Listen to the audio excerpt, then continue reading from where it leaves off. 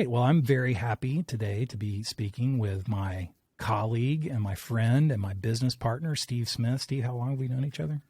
Approximately 15 years, something like that. 15 years. Feels like 3 years. I know. Or 30. Exactly. A little of both. Just depends on the day.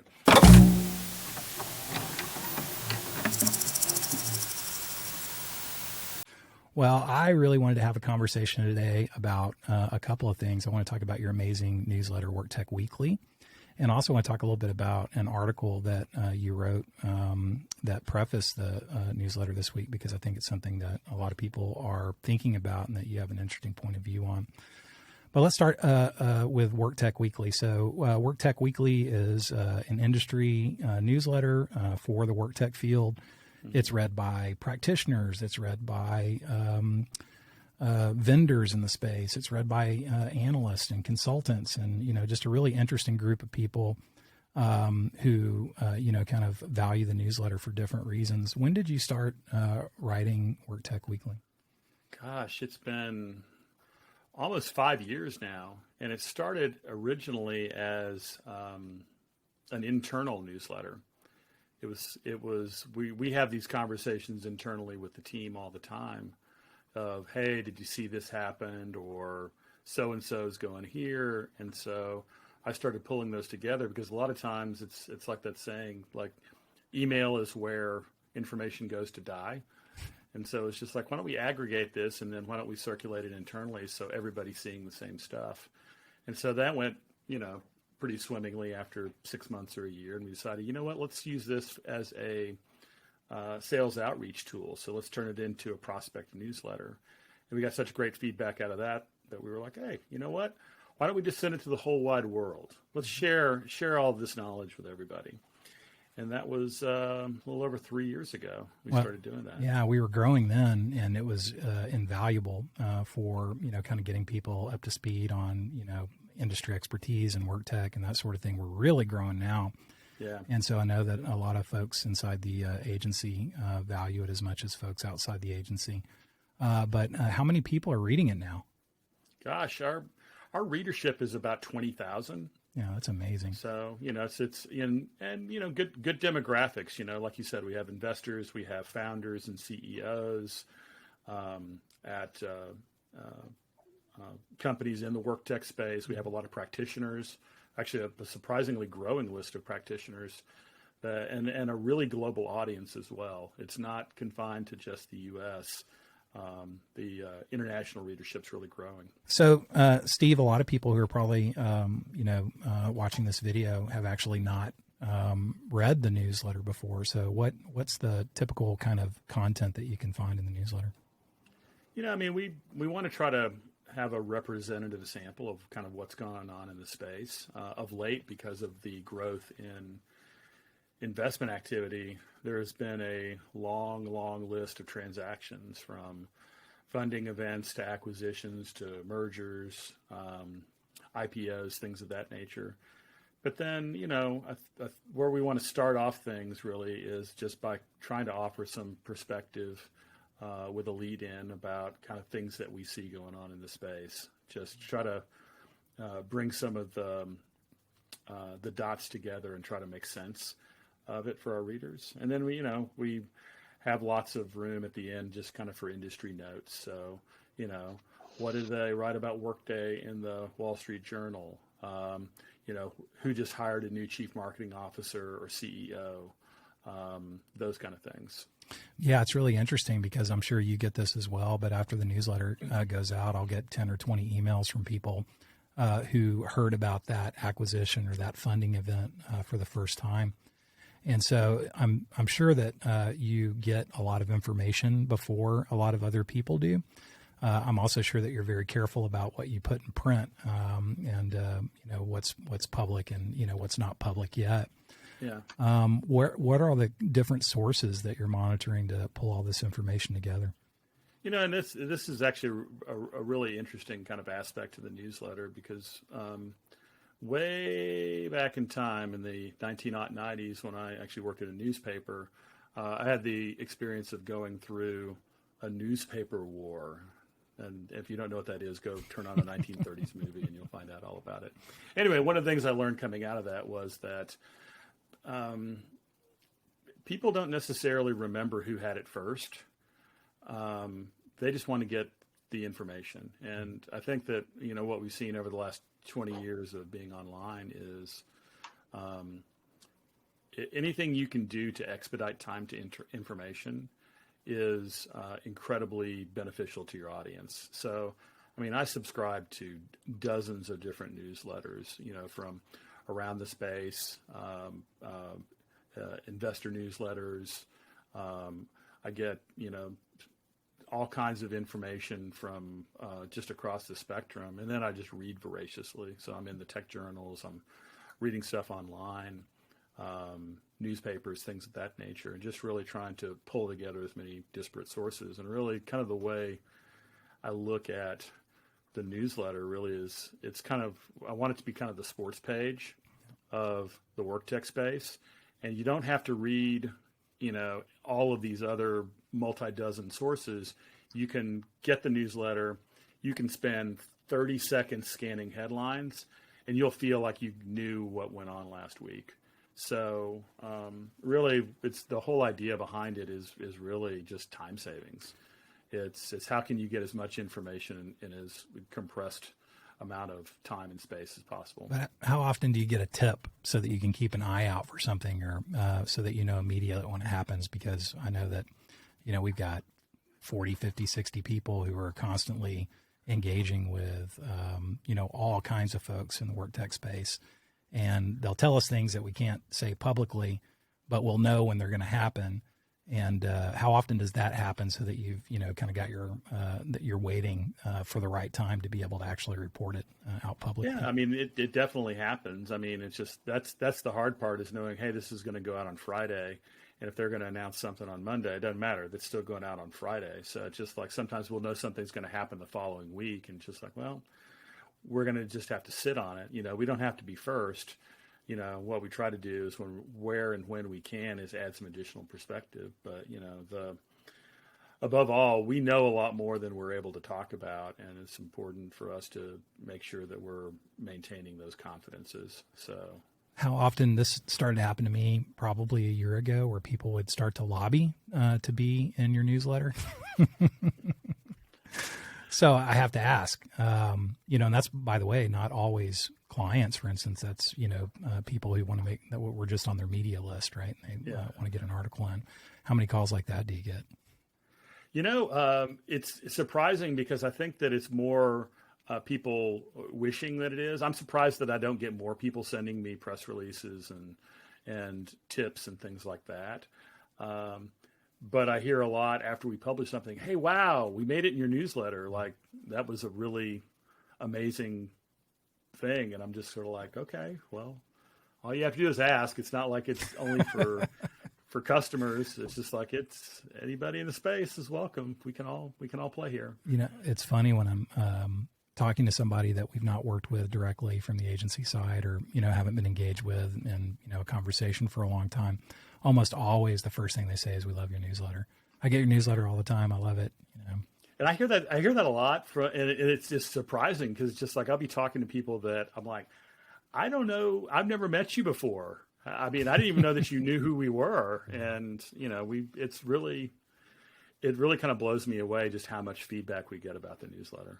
Yeah, it reminds me a lot of, that kind of beautiful, famous, at least, in our shop, the CB Insights newsletter, which I just loved for years.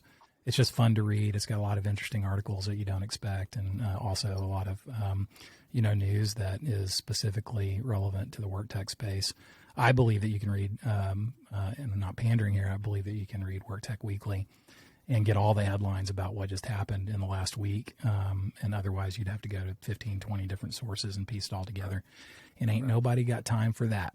Ain't nobody got time for that. So I have to ask, do clients get preferential treatment? Do we cover them? Do we, cover them with a slant? Do we, what's the relation to, this is one of the hard things, right? It's like, what's the relationship between the clients that we have and the way that you write and the stuff that you report? We'll put clients in there, but it's just, I think that it's to be true to our brand. It's just like we have to shoot straight, and the clients that we've included in there, and when maybe we offer some perspective, it wouldn't maybe be necessarily what they would have written, but it's just sort of like that's it buy an ad essentially, and it's just like we want to make sure that we're saying something that is true to our perspective, and we don't want to come in and sound like jerks or anything like that, but it's just like I think that people really do appreciate our candor and saying maybe what they were thinking, and so that's I think where we get credibility, is that authenticity. So we don't want to lose that part of it. Well, I love it. I have nothing to do with it. I think I maybe wrote one article over the past, like 2.5 years or something like that. But it's literally where I get all my news, and it drives a lot of conversations inside the shop as well. And so I'm very grateful for it. And I know a lot of other people are as well. One of the articles that you wrote this week, it's the lead, just really, caught my attention. Talk a little bit about what your leadoff article was and what inspired it. I think that one of the things that we're all wrestling with is that we're sort of living in the middle of the experiment when it comes to the changes in the workforce and the way that people are working. And it's very clear that something profound is happening, and we don't really know how this story is going to end. So it's just like, specific to the workplace, you have a Mark Benioff or some other CEO coming out and saying, oh yeah, we're not having to go back. We're not going to be going back to the office. The office is over. The office is changed. And we know that's not entirely true. The office is going to continue to play a role. It's just the role of the office is going to evolve and be different. But you had some really mixed feelings about that when you were writing about, your kind of relationship with coming in. I mean, you've always been an astronaut, for the agency. You went out and opened our San Francisco office. You're out there for a while. You're in St. Louis now. And even when, things were, quote, normal, you didn't spend tons of time you spent a lot of time in the office in San Francisco, but not tons of time in our headquarters in Fort Worth. But during the pandemic, you've obviously spent almost all of your time exclusively right in front of that bookcase. And so Yeah. I think when you were, kind of one of the things that I really connected with in that article was, talking about, I think you came up a couple of weeks ago or something like that and spent some time in the office. Yeah. The experience of actually being back in the office and kind of what that told you about the experience that you're typically having. Talk a little bit about that. Well, that's a terrible lead in, isn't it? Talk a little bit about that. I can talk a little bit about that. No, I mean, it's just, I've been a remote employee now for going on almost 7 years. And I don't think it's for everybody. I think some people really need to be in an office and they need the human interaction. They need to be around people. And I think all of us at some level need that human interaction, especially kind of in a work setting from time to time. And so as nice it is to be able to work from home, and it's just like, hey, great, I got done with this call 10 minutes before the hour. I'm going to go down and change the laundry and put it in the dryer. Or, oh, you know what? I need to go to the doctor so I can jiggle my schedule around, or I got to take the dog to the vet or whatever. It's nice to have that kind of flexibility. And so there's definitely some upside to it. And you think about how much time you waste sitting in a car or on a train commuting, or, as you and I lived, it's just like traveling for business, 2 weeks out of 4, living on airplanes, eating Big Macs in Des Moines at, 11:30 at night, wondering, how did I get here? Yeah. It's just like, I don't miss any of that at all. And my waistline and my liver certainly don't miss it either. But, the thing is when you kind of think about, all right, so what's everything going to be like going forward? Um, we don't really know. We know that we need to have some level of interaction, one on one. And I think we all are, in a lot of ways, kind of missing it. When you think about, when I was in Fort Worth and spending time in the office, I was able to have conversations with the handful of people who were in there where we were able to accomplish more in a shorter period of time, just because there's a lot of information that is expressed that is nonverbal in nature. There's a lot of, just sort of like cues that we give off as humans that we can pick up on that don't, in this sort of setting, doesn't transmit.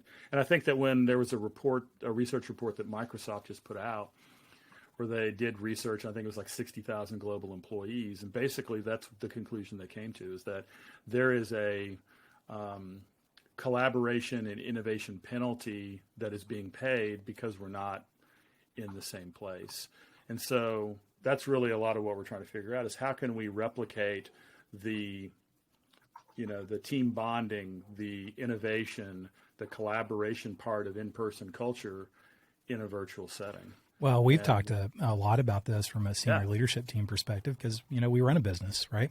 Yeah. And, we just got plans presented to us last week for a complete remodel of the headquarters, which looks pretty cool, but it's not awesome. It's not like any office we've ever worked in. I mean, it looks it's like a spaceship. I want to go there. Yeah, me too. But I was thinking, like, this is like an airline loyalty club at the airport. You know what I mean? It's Centurion Club. Yeah, it is. It's like the Centurion Club. It's like, okay, here's some places to work over here, and then here's a bar, and here's like, all this stuff. And what I was really kind of surprised by. And it just made total sense to me. There's not a single conference room in that plan. Like, we're knocking out all our conference rooms. And at first I was like, well, you got to have a conference room, right? But no, you don't anymore. And so it's, I think, kind of going back to a point that you made, there is a penalty for not being able to collaborate in person. But I also think that a lot of this stuff is cyclical, and flexibility is key. Meaning, like, sometimes you want to go into the office and sometimes you don't.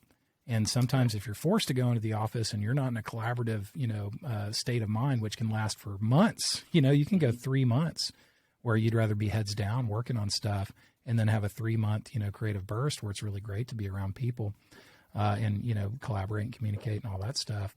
And so I think that flexibility is important. But now just take our, company as an example. We've got people all over the world.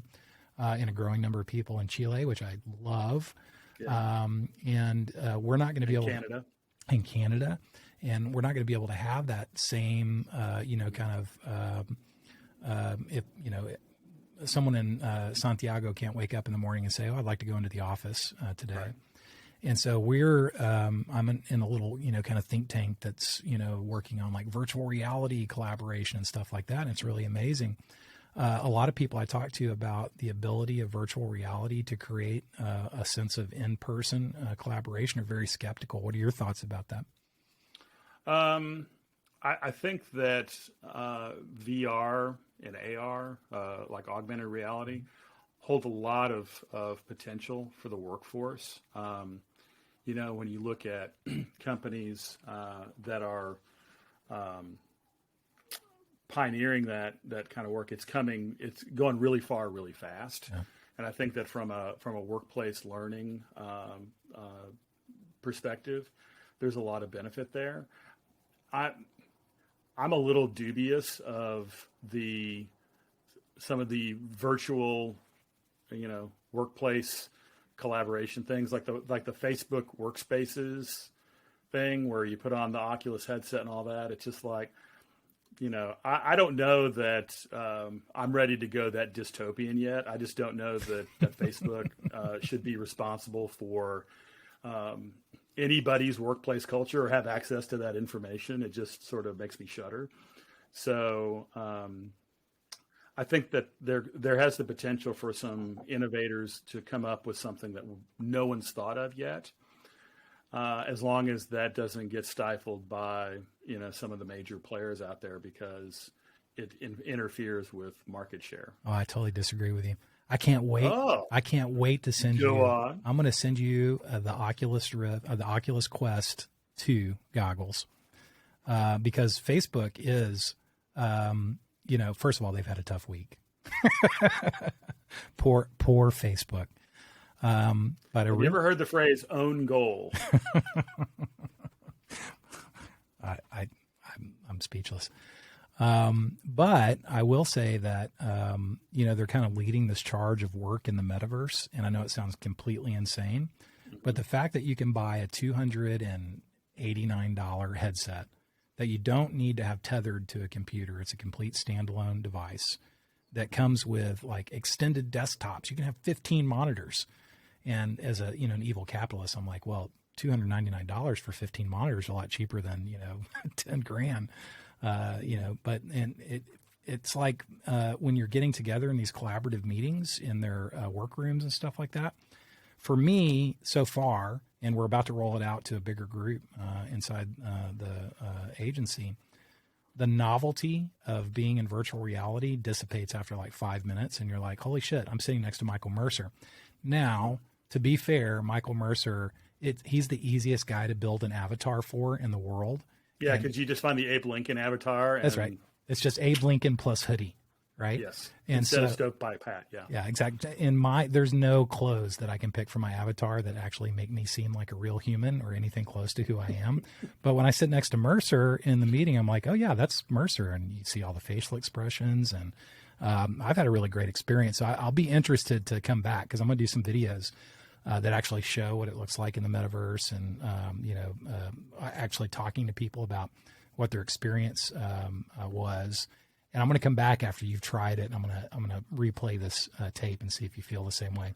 Okay, that's and I've seen some VR stuff before that I know what you're talking about and how, and yeah, it looks kind of cool. I just number one, think that Facebook is a dystopian mess and needs to be broken up. My opinion, and some really interesting collaboration tools that actually kind of take the tools out of it. Like there was a company that I think has to remain nameless, which shall for right now, that is doing some really interesting stuff with like.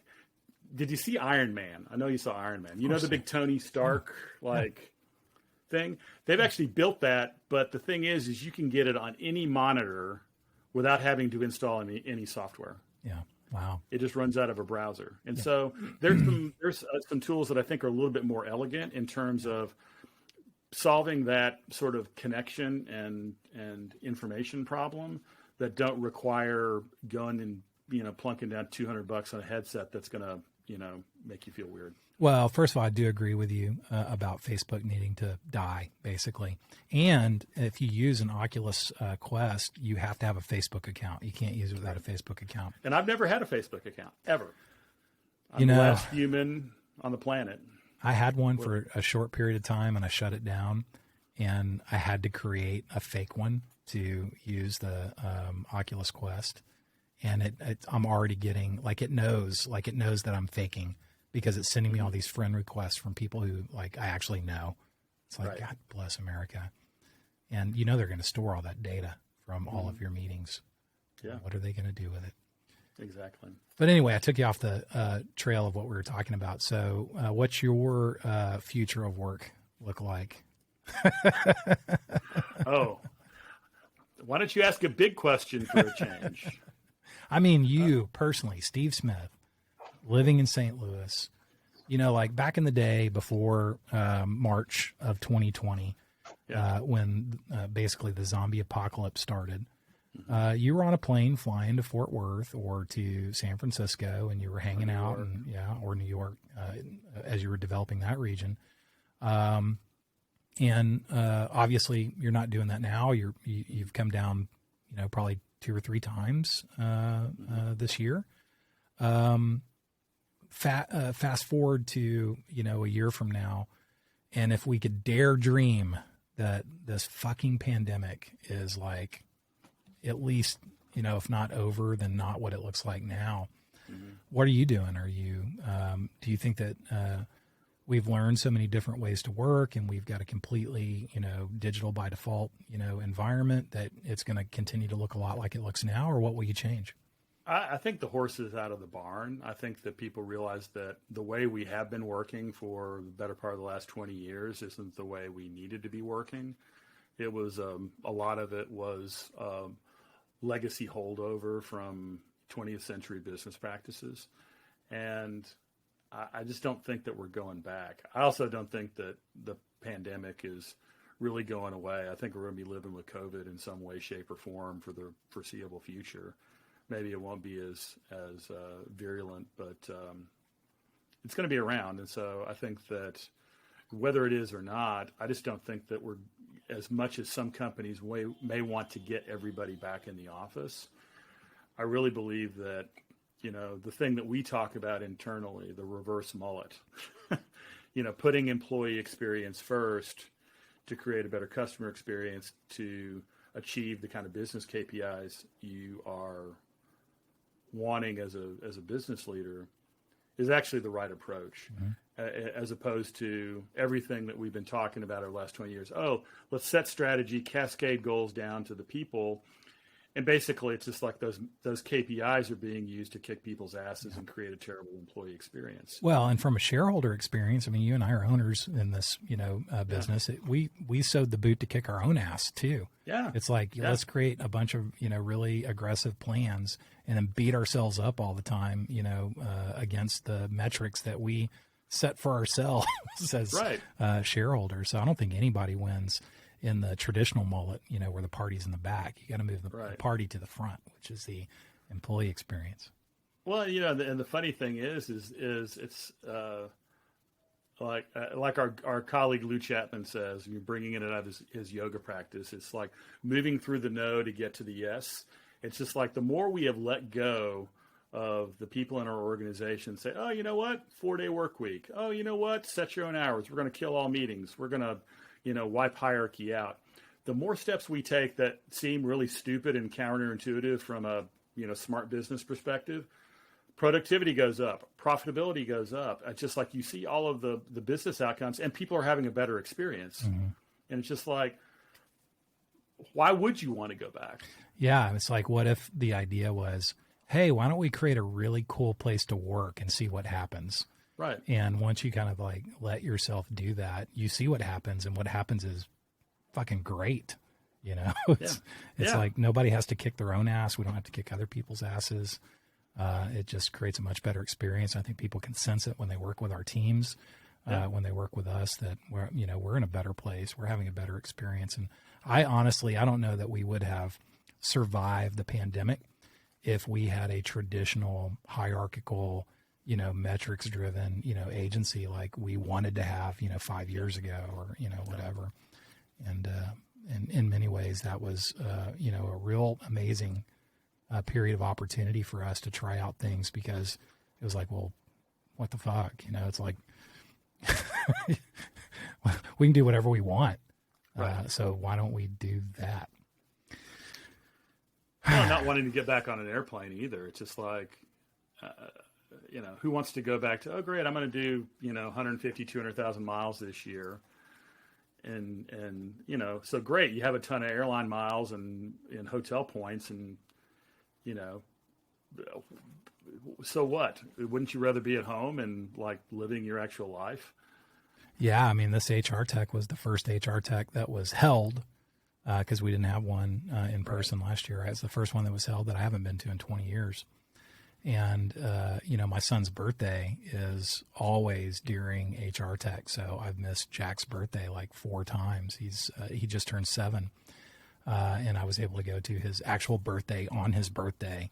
And if I, kind of look back on it and think about, well, first of all, having Thomas Middleditch speak at Influence HR was fucking awesome.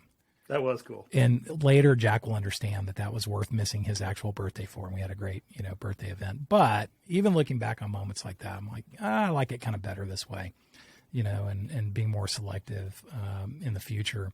Because at some point, I think there is going to be that pressure of, hey, things are back to normal. And we want you to come out and meet with us in New York. We want you to come out and meet with us. And I don't think I'm doing it. I don't think I'm ever going to go back to, like, no, why would I do that? I've got a great microphone. The thing is that, people don't want to meet with you either. Yeah, they don't. They're like, you know what? We can knock this out in a 15-minute Zoom call. Yeah, let's do that. But do you still get that guy who's like calling you and saying, hey, why don't we go out for lunch? It's like, come on, let's get together. It's like, I know no one else is going out for lunch, but let's go out for lunch. I don't want to fucking go out to lunch with you, man. It's like, I've had like one business lunch in the last 2 years, and it was a client that was actually here in St. Louis, and we went out and had a great time. We didn't talk fuck all about business, but we went to a great brew pub and drank some cool beer and just sat outside, and we're like, hey, no masks. You're another human being. We're drinking beer. This is fantastic. It is fantastic, but it's like, okay, we didn't go out to eat for so long, right? And it's like, okay, so when I want to go out to a restaurant and eat, the first time I go is not going to be with like my banker or my lawyer. No offense, banker or lawyer, but I don't want to go sit in like some small cafe, like nose to nose, because it's like the neighborhood place where you always take your banking clients, when I haven't even gone out to eat with my wife for like, 6 months. Well, I agree with that. I will add one caveat. Our good friend of the firm, Andrew Arno from William Blair, the next time I'm in San Francisco, we're going to Wayfair Tavern, and he is buying. I have him on the record with that, and I will let him do that. Well, it will be a fantastic conversation, and the fried chicken there is lights out. Andrew doesn't fit into that category. That's like Andrew's special. Well, cool, man. I appreciate your time today. Anything that you want to say that we can fix in, what did you call it? We'll fix it in post. We'll fix it in post. Anything that you wanted to say that you didn't get a chance to? No, this is a lot of fun. It's exciting to get to do stuff like this, and I'm looking forward to seeing what you do with the podcast, bringing in people who are much smarter and more entertaining than I am. Well, you were the very first podcast. The guinea pig. The guinea pig. So I'm going to press stop now.